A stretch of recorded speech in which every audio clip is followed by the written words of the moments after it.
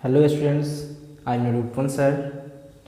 Started the class 10th chemistry. Topic होगा आज का, टॉपिक है आज का characteristics of chemical reaction. That means हम लोग यह जानेंगे कि अगर लैब में आपको लेके जाया जा रहा है तो लैब में जाने के बाद आप कुछ ऑब्जर्व करेंगे। ऑब्जर्व आप करेंगे तो किस तरह से आप पहचान पाएंगे कि केमिकल रिएक्शन हो रहा है और किस तरह से पहचान पाएंगे कि केमिकल रिएक्शन नहीं हो रहा है। तो कुछ कैरेक्टरिस्टिक्स हम आपको बताने जा रहे हैं केमिकल रिएक्शंस के बारे में, ताकि आप उसके बारे में जान सकें कि केमिकल रिएक्शंस हो रहा है या केमिकल रिएक्शंस नहीं हो रहा है। एग्जाम्पल के लिए अगर हम एक छोटा सा बात कहें, जैसे अगर कोई भी दो सब्सटेंस को आपस में हम मिला दिए, मिलाने के बाद क्या होगा, उसमें किसी तरह का कोई चेंजेस नहीं होता है। हमने क्या समझा कि उसको मिलाने के बाद केमिकल रिएक्शन हुआ, लेकिन केमिकल रिएक्शन हुआ या नहीं हुआ यह कैसे पता चलेगा, उन्हीं चीज़ों के बारे में आज हम डिस्कस करने वाले हैं। और टॉपिक होगा कैरेक्टरिस्टिक्स ऑफ केमिकल रिएक्शन। तो let's start. Characteristics of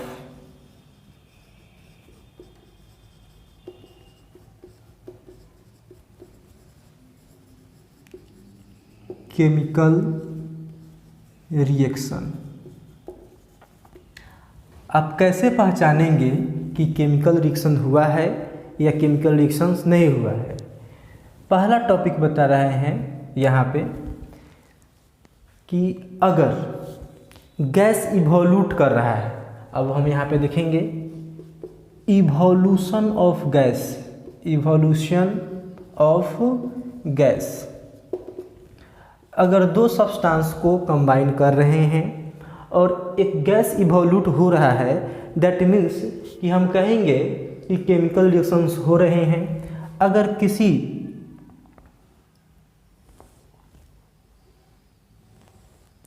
jar में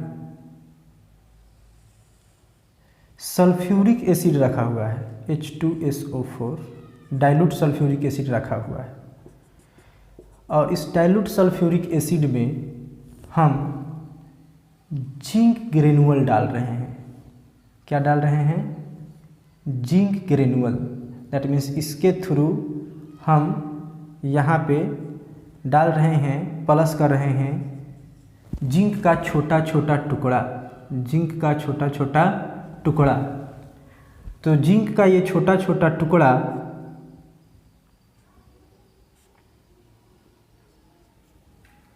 डालने के बाद हम देखेंगे कि इससे एक गैस इवोल्यूट करेगा।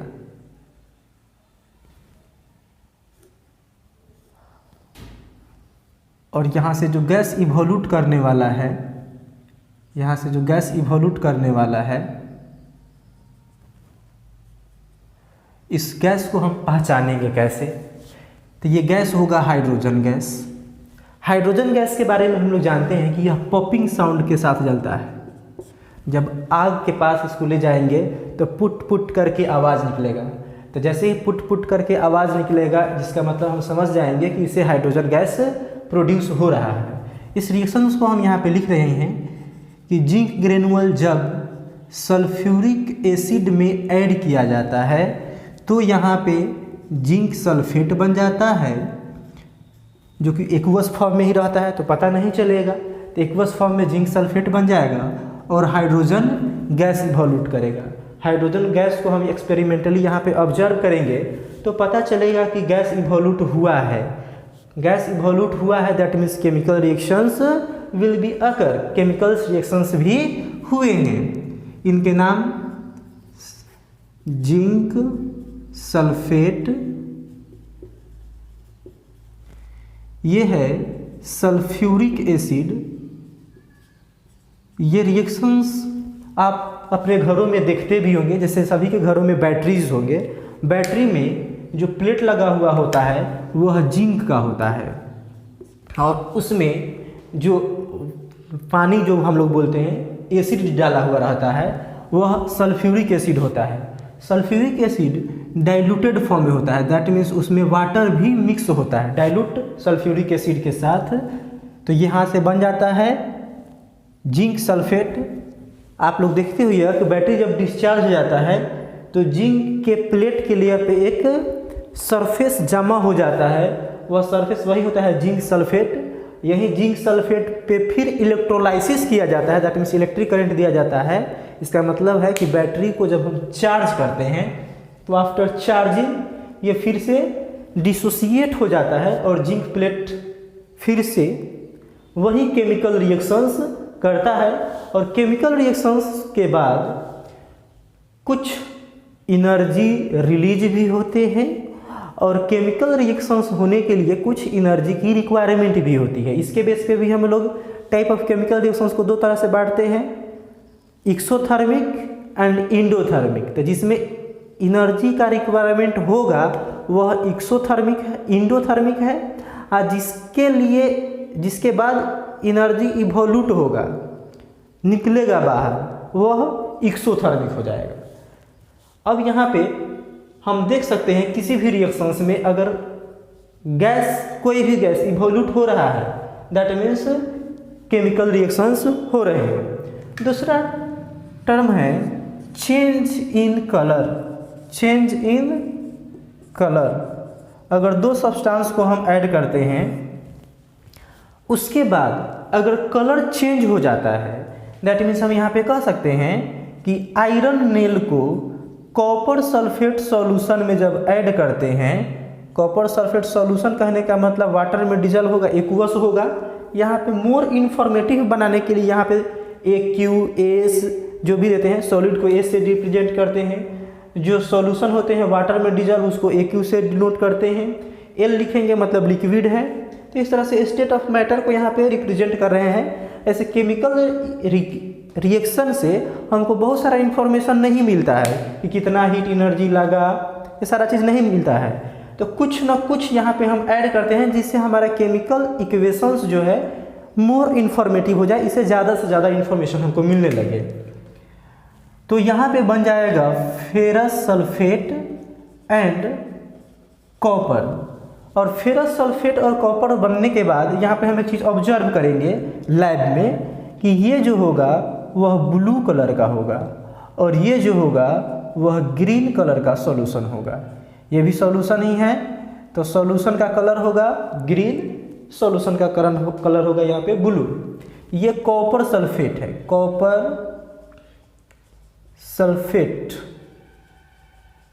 ये है आयरन सल्फेट, इसी को हम लोग ग्रीन विट्रॉल भी बोलते हैं। जब इसमें 7H2O लगा हुआ रहेगा तब 7 मॉलिक्यूल ऑफ वाटर इसके साथ जब रहेगा तो इसी को बोलते हैं ग्रीन विट्रॉल, हरा थोथा। घरों में आप लोग इसके बारे में पूछ सकते हैं, पॉइंट देंगे। चेंज इन टेम्परेचर, देखिए टेम्परेचर में जो चेंज होता है इसको भी हम लोग थर्मोमीटर पे रीड कर सकते हैं। हमको हर बार केमिस्ट्री लैब में किसी चीज़ को टच करने की ज़रूरत नहीं होती है, कभी कभी ये मोर इफर्सिव हो सकता है, दैट मीन जिससे हमारे हाथ जल सकते हैं। तो यहाँ पे हमको देखना है कि अगर किसी केमिकल रिएक्शंस के दौरान हीट इंक्रीज कर जाता है उस कंटेनर में रखे हुए मटेरियल के कारण, तो हम समझेंगे कि केमिकल रिएक्शंस हुआ है। तो यहाँ पे कैसा एक एग्जांपल देते हैं, कैल्शियम ऑक्साइड है। कैल्शियम ऑक्साइड वाटर में जब डिजॉल्व करेगा तो ये बन जाएगा कैल्शियम हाइड्रोक्साइड। उसके साथ साथ बहुत ही ज़्यादा हीट प्रोड्यूस होता है। इसको अगर हम ऐसे देखें तो किसी जार में जार इस तरह का बना देते हैं,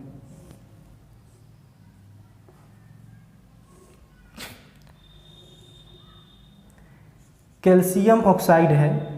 जैसे ही इसमें वाटर भी ऐड किया गया, इसमें एक थर्मोमीटर लगा हुआ है, इसे वाटर को ऐड किया गया, फनेल है।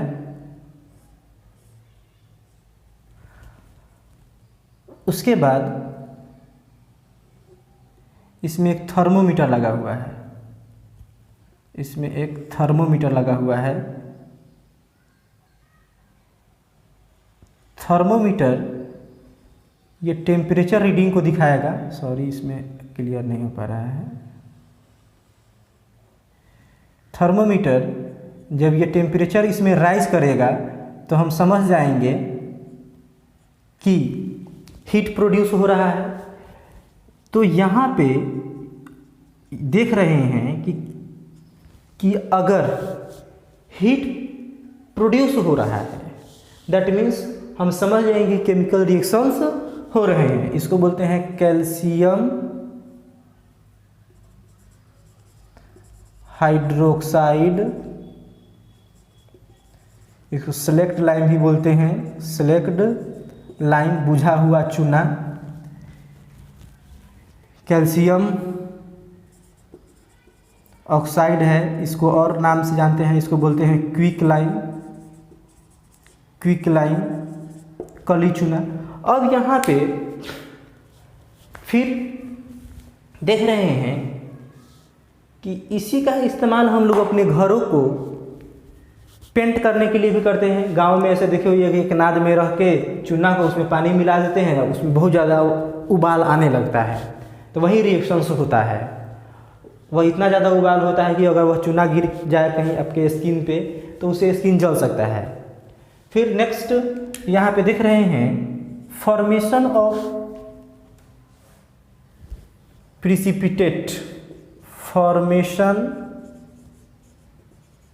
Of precipitate. Formation of precipitate में हम यहाँ पे देखेंगे, प्रिसिपिटेट का मतलब तो समझ में आ गया है, the solid substance produced during the chemical reaction is called precipitate. तो यहाँ पे एक एग्जांपल देखते हैं प्रिसिपिटेट का। बेरियम क्लोराइड है जो कि एक्वस है, वाटर में डिजॉल्व है, सॉल्यूशन है। सोडियम सल्फेट, सोडियम सल्फेट के साथ जब रिएक्ट करता है तो पेंदी में बेरियम सल्फेट सॉलिड के फॉर्म में, सॉलिड फॉर्म में आ जाएगा, यानी कि प्रिसिपिटेट के फॉर्म में आ जाएगा। और NaCl जो कि वाटर में आसानी से डिजॉल्व होता है वो बनेगा। यहाँ पे बैलेंस कर लेते हैं, सोडियम 2 है, सोडियम 2, क्लोरीन 2 है, क्लोरीन भी 2 होगी। तो यहाँ पे प्रिसिपिटेट फॉर्म कर रहा है PPT। तो अगर दो सॉल्यूशन को मिला रहे हैं, सॉल्यूशन को मिलाने के बाद अगर एक सॉलिड सब्सटेंस बच जा रहा है नीचे तो हम कहेंगे कि केमिकल रिएक्शंस हुए हैं। नेक्स्ट एक पॉइंट और डिस्कस करते हैं। इस तरह के जो चेंजेस होंगे उस चेंजेस को हम लोग आसानी से समझेंगे कि वो केमिकल रिएक्शंस हैं। फिर यहाँ पे हम लोग देखते हैं कि अगर स्टेट ही चेंज हो जाता है, दैट मीन्स दो गैस को मिलाए, गैसों के मिलने से एक नया सब्सटेंस जो बना वह लिक्विड बन गया, सॉलिड बन गया। तो इस तरह के जो चेंजेस है उसको हम लोग बोलेंगे कि केमिकल रिएक्शंस हुआ है। तो यहाँ पे बोलेंगे चेंज इन स्टेट। अगर केमिकली बॉन्डिंग होने के बाद, तो यहाँ पे देखिएगा हाइड्रोजन है, गैस है, इंफॉर्मेशन के लिख देते हैं। ऑक्सीजन है, गैस है। ये दोनों जब कंबाइन होंगे तो कंबाइन होने के बाद वाटर फॉर्म कर जाएंगे। ऐसे कोई भी केमिकल रिएक्शंस अंडर कंडीशन होता है, दैट मीन्स उसके एटम्स के बॉन्ड जब टूटते हैं, तो एटम के बॉन्ड जब टूटते हैं तब जा करके मॉलिक्यूल का फॉर्मेशन होता है। तो यहाँ पे इसके लिए लो टेम्परेचर चाहिए, टेम्परेचर लो चाहिए, और प्रेशर चाहिए हाई, हाई प्रेशर चाहिए। तो इस तरह के अगर चेंजेज होते हैं, अब इस वाटर के बारे में कहेंगे कि जो वाटर बनता है वो वाटर लिक्विड स्टेट में बनता है। तो इस तरीके से हम यहाँ पे देख रहे हैं कि जो भी चेंजेज हैं इसको कंसीडर करेंगे कि ये केमिकल रिएक्शंस को रिप्रेजेंट करते हैं। ऐसा अगर होता है तो केमिकल रिएक्शंस होता है, अदरवाइज केमिकल रिएक्शंस को हम लोग कंसीडर नहीं करेंगे। Thank you. नेक्स्ट वीडियो में हम लोग बात करेंगे नेक्स्ट टॉपिक के बारे में।